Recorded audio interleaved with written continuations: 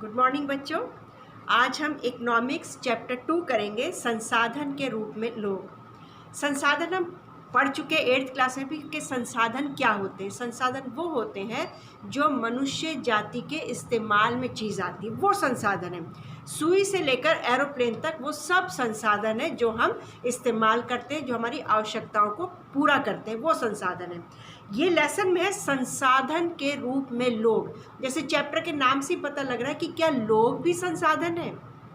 ये समझ में आ रहा है ना, संसाधन के रूप में लोग। हाँ, जो लोग हैं, जो मनुष्य हैं, वो भी एक संसाधन है जिसको कहते हैं मानव संसाधन।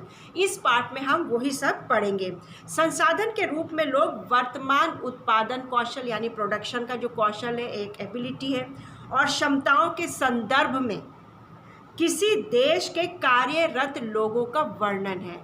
किसी भी देश में, मान लो हम इंडिया का ही लें, तो इंडिया में जितने काम कर रहे लोग हैं वो संसाधन के रूप में लोग कहलाएंगे। दूसरे संसाधनों की भांति ही जनसंख्या भी एक संसाधन है, एक मानव संसाधन है। यह विशाल जनसंख्या का एक सकारात्मक पहलू है जिसे प्रायः उस वक्त अनदेखा कर दिया जाता है जब हम इसे नकारात्मक तरीके से देखते हैं। जो हम देखते हैं ना कि वैसे मानव संसाधन जो एक सकारात्मक पहलू, लेकिन कई बार हम इसको, हमारा जो नज़रिया वो नेगेटिव हो जाता है। जब देश की जनसंख्या बहुत ज़्यादा होती है तो हम इसको नकारात्मक रूप में भी देखने लगते हैं। जैसे हम ये सोचते भी इतनी जनसंख्या बढ़ गई, भोजन कहाँ से आएगा, उनकी शिक्षा का प्रबंध, उनके स्वास्थ्य का प्रबंध, ये सब करना पड़ता है। तो इसलिए हम इन सब समस्याओं पर जब विचार करते हैं तो संसाधनों को, मानव संसाधन को एक नकारात्मक रूप में देखने लगते हैं। जब इस विद्यमान मानव संसाधन को और अधिक शिक्षा तथा स्वास्थ्य द्वारा विकसित किया जाता है तब हम इसे मानव पूंजी निर्माण कहते हैं। पूंजी समझते हैं, रुपया पैसा। जब हम, चाहे जनसंख्या ज़्यादा हो कम हो, जब हम इसके जनसंख्या के ऊपर स्वास्थ्य, शिक्षा, ये सब के ऊपर पैसा लगाते हैं और जनसंख्या पे ध्यान देते हैं, तो तब ये हमारे लिए मानव पूंजी निर्माण हो जाता है। मानव जो एक पूंजी के रूप में हमारे लिए कार्यरत हो जाता है। जैसे भौतिक पूंजी होती है ना, मकान है, रुपया पैसा है, मशीनें हैं, ये सब भौतिक पूंजी है। जैसे भौतिक पूंजी निर्माण की भांति देश की उत्पादक शक्ति में ये मानव पूंजी भी वृद्धि करती है। अधिक शिक्षित या बेहतर प्रशिक्षित लोगों की उच्च उत्पादकता के कारण होने वाली अधिक आय और साथ ही अधिक स्वस्थ लोगों की उच्च उत्पादकता के रूप में इसे प्रत्यक्षता देखा जा सकता है। यानी जब जिस देश की जनसंख्या जितनी ज़्यादा पढ़ी लिखी होगी, जितने ज़्यादा हेल्दी लोग होंगे, उतना ही ज़्यादा कमाने में सक्षम होंगे, और जब प्रति व्यक्ति जो व्यक्ति कमाएगा तो देश की आय अपने आप बढ़ेगी, है ना। व्यक्ति की तो आय बढ़ेगी, लेकिन उससे देश में भी तरक्की आएगी। लेकिन ये आवश्यक नहीं कि एक विशाल जनसंख्या देश के लिए दायित्व ही हो। ज़रूरी नहीं कि बड़ा देश है, जनसंख्या ज़्यादा है तो वो अच्छा ही हो। मानव पूंजी में निवेश द्वारा इसे एक उत्पादक परिसंपत्ति में बदला जा सकता है। हमारे लिए मानव पूंजी निर्माण ये कब बनेगा? अगर देश में जनसंख्या ज़्यादा है और जब हम देश की जनसंख्या के स्वास्थ्य पर ध्यान दे रहे हैं, उनकी पढ़ाई लिखाई पर ध्यान दे रहे हैं, उनकी हर एक ज़रूरत को पूरा कर रहे हैं, तो देश की बड़ी जनसंख्या भी मानव पूंजी में बदल सकती है। जैसे सबके लिए शिक्षा होना चाहिए, स्वास्थ्य होना चाहिए, आधुनिक प्रौद्योगिकी के प्रयोग में औद्योगिक और कृषि श्रमिकों के प्रशिक्षण यानी ट्रेनिंग वगैरह का इंतजाम हो, तो देश की बड़ी जनसंख्या भी लाभदायक हो सकती है। आज बेटा 2 कहानी हम इस लेसन में दी हैं, एक सकल की और एक विलास की। दोनों ही एक गांव है सेमापुर, दोनों बच्चे वहीं रहते हैं। सकल जो है वो 12 साल का और विलास जो है वो 11 साल का है। सकल के पिता जो हैं वो एक खेत में काम करते हैं, सकल के पिता, और माँ जो है वो हाउसवाइफ है, शीला जो है घर पर ही रहती है। और सकल का जो छोटा भाई है जीतू और बहन सीतू की भी देखभाल माँ ही करती है। उसके चाचा श्याम ने मैट्रिक यानी 10th पास की है, लेकिन कहीं नौकरी ना मिलने की वजह से वो घर में ही रहते हैं। लेकिन जो बूटा, जो सकल के पिता है, और शीला जो उसकी माता है, सकल के माँ बाप चाहते हैं कि सकल पढ़ लिख कर एक बड़ा अफसर बने, तो दोनों उसकी पढ़ाई लिखाई पर बहुत ध्यान दे रहे हैं। पहले तो उन्होंने गांव में इसको पढ़वाया प्राइमरी क्लास में, फिर मिडिल तक पढ़ाया 8th तक, फिर 9th 10th में उन्होंने पास के गांव में जहां पर बड़ा स्कूल था वहां पढ़ने उसको भेजा। आगे उन्होंने बड़ा पढ़ा लिखा कर उसको ट्रेनिंग करवाई, कंप्यूटर से रिलेटेड ट्रेनिंग करवाई। जब और सकल भी पढ़ने में बहुत होशियार था, उसकी भी रुचि थी, इंटरेस्ट था कि वो भी चाहता था पढ़े। उसने बड़े लगन उत्साह से अपना कोर्स पूरा किया। कुछ समय के बाद उसे एक प्राइवेट फर्म में नौकरी मिल गई और उसने एक नए प्रकार के सॉफ्टवेयर का डिज़ाइन भी तैयार किया। इस सॉफ्टवेयर से फर्म को बहुत फ़ायदा हुआ और फर्म को की बिक्री बहुत बढ़ गई। और जब ऐसा हुआ तो बॉस ने सकल को पदोन्नति भी दे दी, प्रमोशन भी दे दिया। तो इससे क्या हुआ, सकल का भी फ़ायदा हुआ, कंपनी का भी फ़ायदा हुआ और कंपनी से देश का फ़ायदा हुआ। दूसरी तरफ विलास जो है वो 11 साल का लड़का है। विलास के पिता जब विलास 2 साल का था तभी इसके पिता की मौत हो गई थी। तो माँ जो है ज़मींदार के तालाब में जाती है, वहाँ मछलियाँ पकड़ती है और मछलियों को बेचकर अपना गुजारा करती है। विलास है, उसका भाई, छोटा भाई भी है, उनकी देखभाल उसकी माँ करती है। लेकिन थोड़े दिन में विलास पढ़ा लिखा नहीं है, स्कूल नहीं जाता है।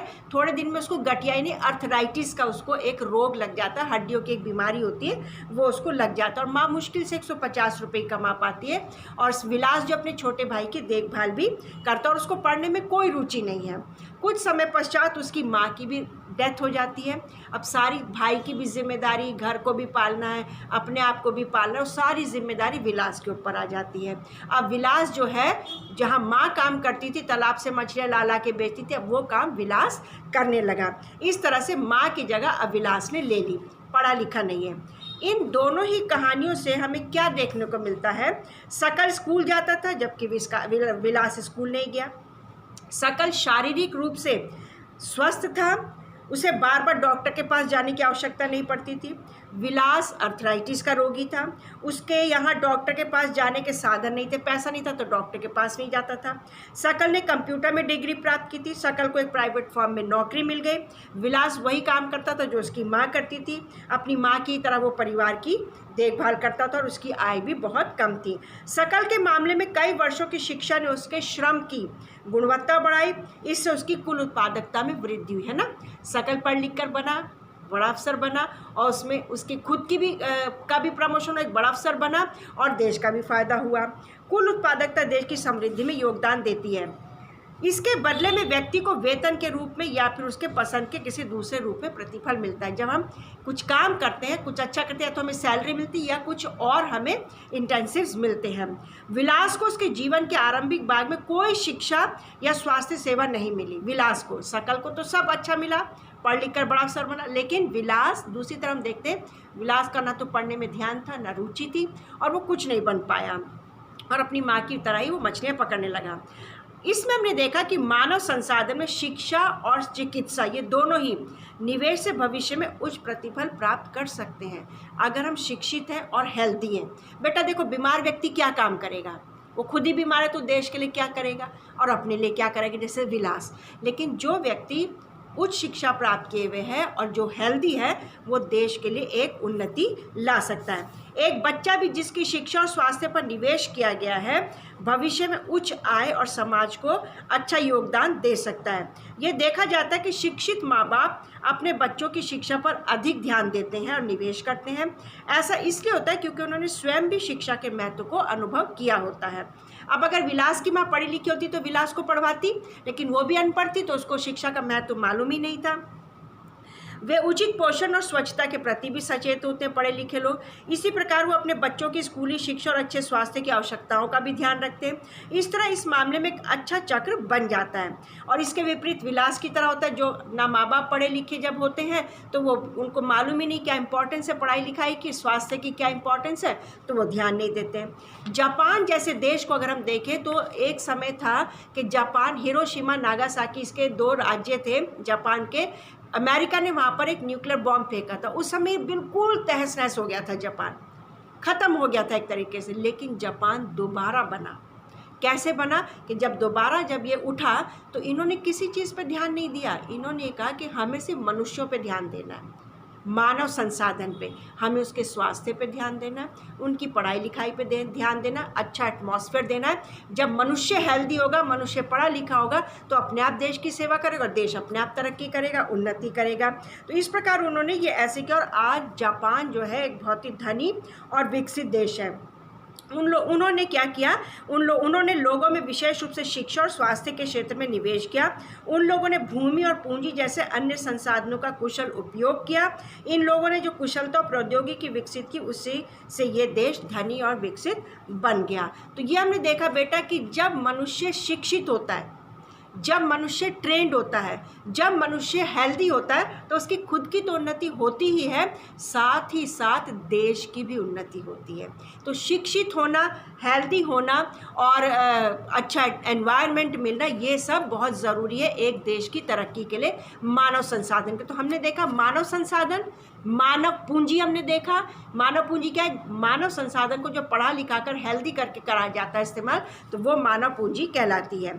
पुरुषों और महिलाओं के आर्थिक क्रियाकलाप, विलास और शकल की तरह लोग विभिन्न क्रियाकलापों में संलग्न हैं। शकल की तरह बहुत से लोग पढ़े लिखे काम कर रहे हैं, कुछ लोग विलास की तरह भी है जो ऐसे काम कर रहे हैं, घरों में काम कर रहे हैं, या छोटी मोटी खेती बाड़ी कर रहे हैं, या ज़मींदारों क्या काम कर रहे हैं। हमने देखा कि विलास मछलियाँ बेचता था और शकल को एक फर्म में नौकरी मिल गई थी।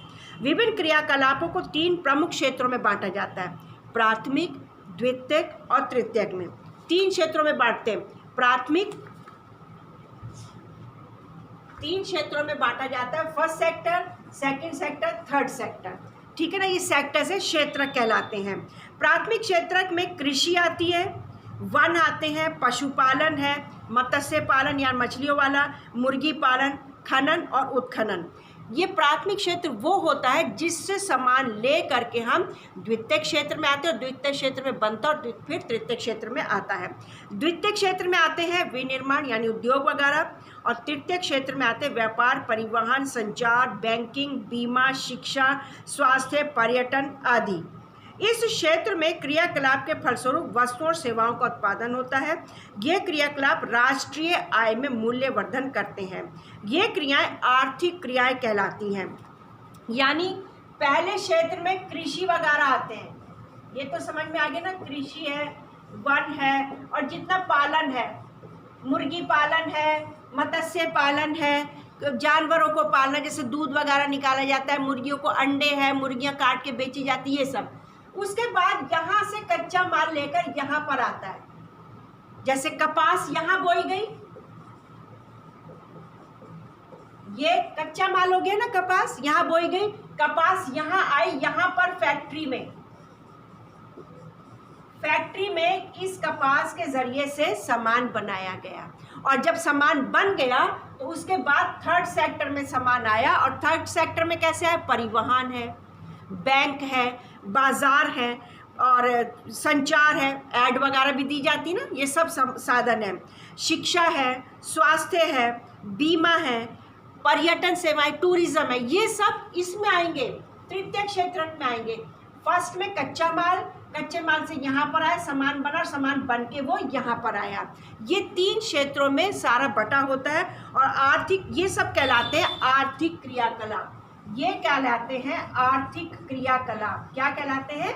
आर्थिक क्रियाकलाप। यानी इससे हमारी फाइनेंसिस को फर्क पड़ता है। आर्थिक क्रियाकलाप ये कहलाते हैं, इससे हमारे फाइनेंसिस को फर्क पड़ता है। आर्थिक क्रियाओं के 2 भाग होते हैं, बाजार क्रियाएं और गैर बाजार क्रियाएं।